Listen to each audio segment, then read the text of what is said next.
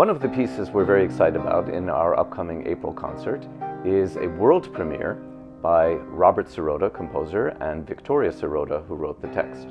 The piece is called A Battle to Cease, and it has a very unusual instrumentation.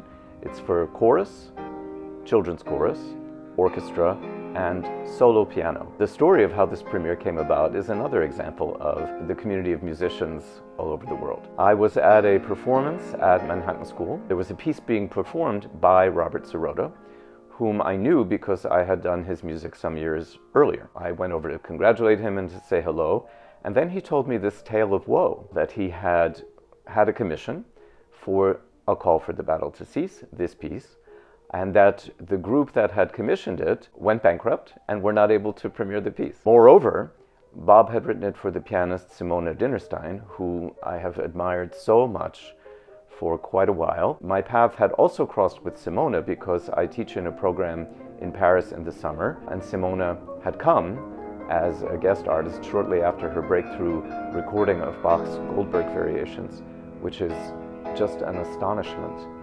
And she played the Goldberg Variations at a recital, and it is one of those great musical memories for me. I'm getting goosebumps even now. I rarely am in tears in a concert. I'm fairly hard-boiled when I'm doing my thing, but Simone absolutely reduced me to tears with that performance of the Bach Goldberg. It was an extraordinary experience, and I made a promise to myself, as one does as a conductor, one day, somehow, I would do something with Simone Dinnerstein. I'm really, really excited about doing this. I've never played with such a huge chorus, so that's going to be really exciting. There's something amazing about singers, like getting all that sound like hitting you.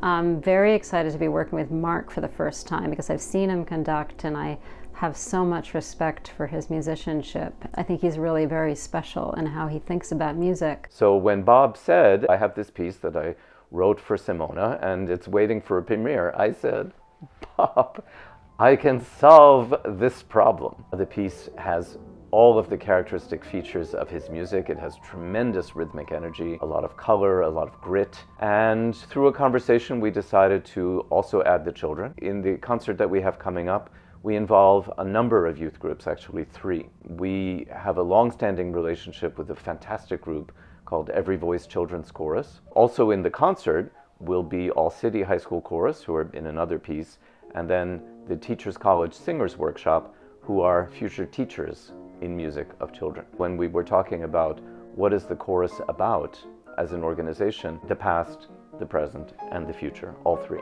So Bob's piece had been commissioned by a group in Baltimore that was looking for a companion piece to Beethoven's Choral Fantasy, which is a very unusual piece that uses this enormous piano solo and chorus and orchestra. It's a bit controversial in Beethoven's world. Some people don't like it. I love it. In some ways I'm not supposed to love it, but I do. Well, it's interesting about Beethoven's Choral Fantasy because a lot of people don't like that piece. I happen to think it's a brilliant piece of music. It's really wild and strange. It's almost like a mini, almost a sketch for the end of the 9th Symphony. The piano starts the whole piece by itself and has this kind of extended fantasy.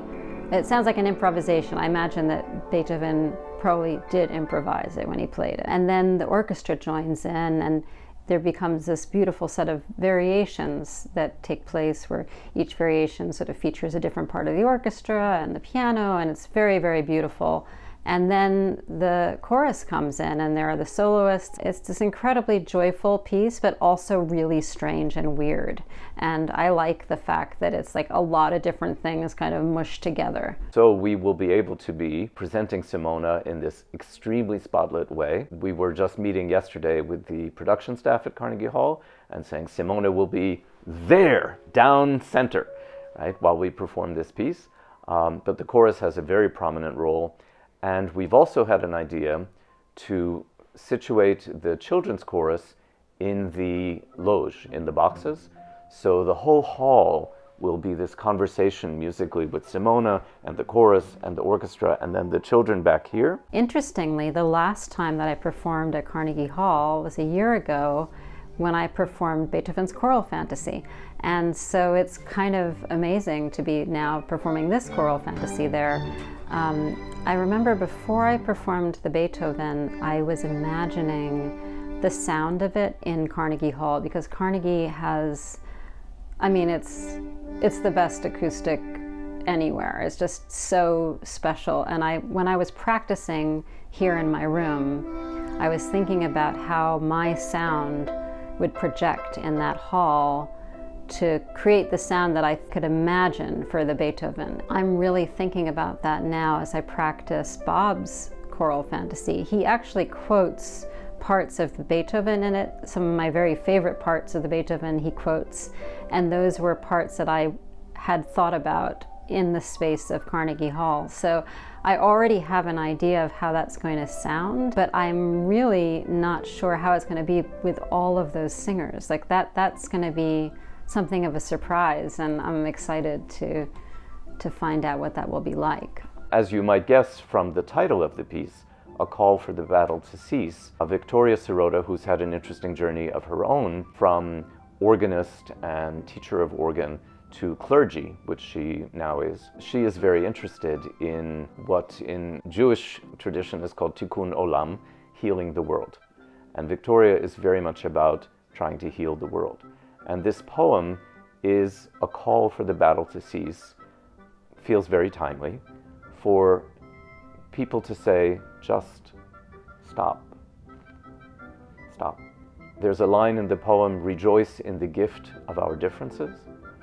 Very beautiful. Vicky Sirota, I've seen her preach. She herself is a very inspiring person, and I feel like her integrity and her joy and belief in people comes out in the text. It's really special for me knowing her, and I don't often know the person who wrote a text, so it's really lovely. When we rehearse it, it's something we are going to work on, not just singing the words, but experiencing those words, and then being able to sing them in a way that they will go, I hope, right to the soul of everybody in that hall.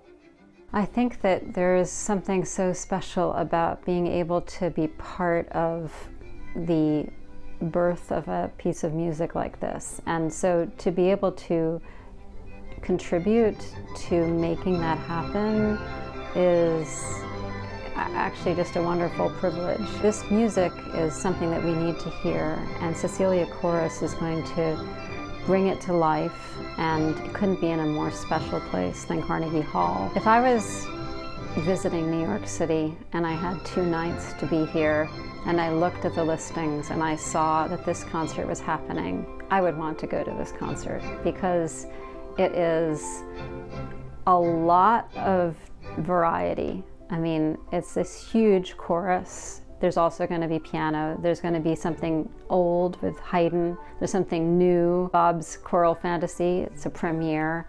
I mean, it's going to be in this stunning hall.